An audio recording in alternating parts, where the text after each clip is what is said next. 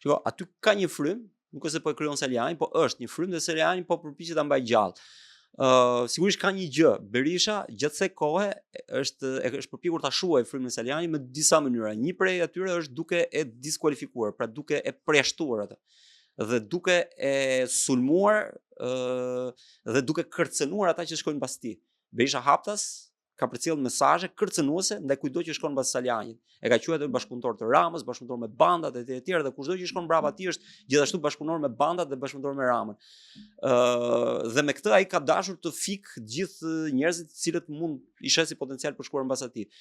Nga ana tjetër, Berisha po bën një gjë, duke dalë, duke bërë protesta, duke i lodhur njerëzit në angazhim betejash finale me Ramën, ai e sposton vëmendjen nga kritika e brendshme për tek lufta finale që duhet kemi me Ramën.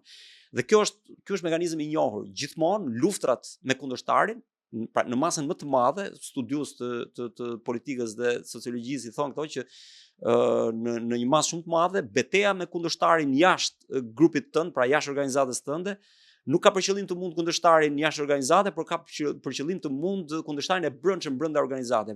Pra betejat e jashtme përdoren shpeshherë për kohezion të brendshëm në kushtet kur ky kohezion kërcënohet së brendshmi.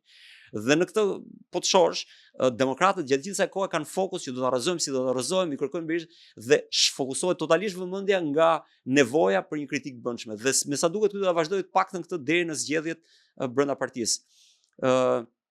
Ky është mekanizmi për të mbjetuar Berisha. Dhe unë kam thënë gjithmonë, këto protesta Berisha nuk i bën për të mundur Ramën, por i bën për të mbjetuar vetë brenda partisë së tij, për të mbajtur aq sa mund të mbaj militantët e tij më të verbër, të cilët rrezikojnë të ikin për të mbajtur rreth vetes.